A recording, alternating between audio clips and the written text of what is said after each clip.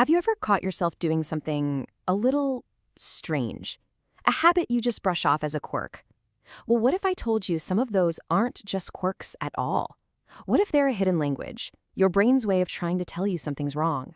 Think about it. Maybe you're a nail biter, especially when you're stressed. Or maybe you have that little voice that makes you circle back to check the front door just one more time, even though you locked it. These little habits, they feel so personal, don't they? But they're way more common than you might think. And this is the key takeaway. These aren't just random behaviors. They are signals. They're not who you are. They're a code your brain is sending out that says, hey, something's not right in here. And today, we're going to learn how to read that code. All right, let's start decoding. Our first big category is what we can call the anxiety and control loop. This is all about your brain's desperate and kind of misguided attempt to fix all the chaos happening on the inside by controlling something on the outside. Let's start with the nail biter or the skin picker. Psychologists have a term for this: body-focused repetitive behaviors. And what's really going on here is a trade-off. Your brain is trying to silence this massive storm of anxiety, and it gets this tiny, fleeting moment of relief from the physical act. But the long-term price? It's huge. Shame, scars, and a deal that just feeds right back into the cycle. Or how about the person who's just being extra careful? Double-checking, triple-checking, needing everything to be perfectly symmetrical. This is way more than being careful. It's a classic sign of OCD compulsions. Your brain's decision-making center gets stuck on a loop. So it creates these super rigid rules to try and control a world that feels completely out of control.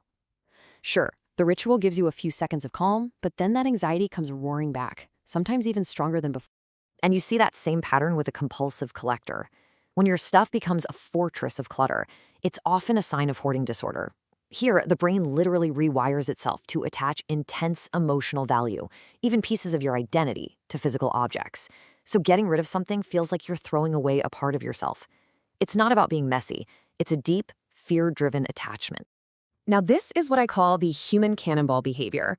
You know, quitting a good job out of the blue, going on a wild spending spree. This isn't just spontaneity. It can be a sign of an impulse control disorder. It's almost like the stop button in your brain is broken. These powerful urges just completely bypass the part of your brain that's supposed to think about consequences. And here's a super modern one. The chronic scroller. Come on, we've all been there. Doom scrolling at 2 in the morning. We tell ourselves, I'm just winding down. But what's really happening is digital self-soothing. Every single swipe, every like, it gives your brain a tiny little dopamine hit. It's tricking you into staying awake, while behind the scenes, your stress levels and your sleep debt are just going through the roof. Okay, so moving on from control-seeking behaviors, the brain also sends signals through our emotions themselves. Let's talk about emotional signals. This is what happens when your brain's internal dashboard just starts to glitch out. Have you ever met someone who's like a brick wall? Good news, bad news, nothing seems to get a reaction. This is often something called emotional blunting, and it's common with things like PTSD or severe depression. And it is not a sign of strength. It's a survival mechanism. The brain literally flips the off switch on all emotions, the good and the bad, just to keep from being completely overloaded. Now, this next one is a little more subtle, but it's incredibly powerful. It's called alexithymia. This is when you feel something intensely, but you have zero words for it. Your brain is having the emotional experience, but it just can't translate it into language. So people might see you as cold or distant, but on the inside, you feel like you're drowning and you can't even describe the water. Which, of course, leads to this really, really tough question. The sense of isolation here is just massive. I mean, if you can't even name what you're feeling for yourself, how in the world are you supposed to explain it to someone else to get the help you need? Then you've got the always-on person. You know the type. This isn't just a burst of confidence. It's often a cycle of hypomania, which is linked to things like bipolar disorder. The brain's reward system basically gets jammed in the on position, leading to this incredible, boundless energy. But what goes up must come down. That high is completely unsustainable, and it always leads to an inevitable and often brutal crash. Okay. For our last category of signals, we're looking at behaviors that are probably the most deceptive because they feel like they're protecting you. We're calling these behaviors as social armor. These are shields your brain puts up that, ironically, end up doing way more harm than good. So let's start with the person who is always suspicious of everyone. They'll tell you they're just being cautious, but this runs much deeper. It can be a sign of paranoid tendencies.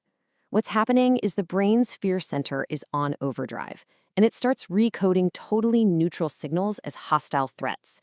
You basically end up living in your own personal war zone, where every quiet conversation feels like a conspiracy against. And what about the social hermit? This is a really important distinction to make. This isn't just being shy or introverted. It can be something called avoidant personality disorder. For someone with this, the fear of rejection is so magnified, so paralyzing, that complete isolation actually feels safer than trying to connect with people. The desire to connect is still there, but the fear is just overwhelming. Now, this one is fascinating. The perpetual liar. And we're not talking about little white lies to spare someone's feelings. Pathological lying is compulsive, even when it's obviously going to backfire. Why? Well, the brain's reward system gets hijacked. The very act of lying triggers a dopamine rush. It becomes an addiction to the performance, not to whatever they might gain from the lie. It's a compulsion. And finally, the pseudo-genius. This is the person who hoards facts and trivia like a dragon hoards gold, but never actually does anything with the information. The signal here is that the brain is using knowledge as a shield. It's not really about a love of learning. It's about protecting a fragile ego and avoiding the risk and the potential failure that comes with actually taking action. So, we've looked at signals of anxiety, emotional overload, social armor. The big question is, what now? What do you do once you see the signals? It all starts with decoding your brain's language.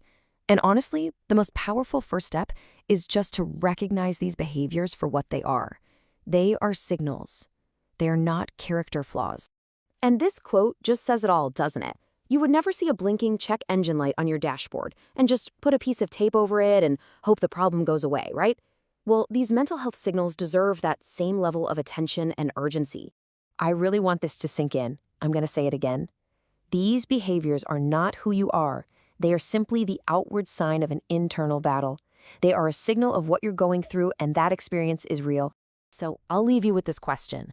Maybe take a moment and be really honest with yourself. Do any of these signals sound familiar? Because just recognizing them, just being able to name them, that awareness, that's the beginning of everything. That's the first real step to breaking the cycle and getting the help you or someone you know might deserve.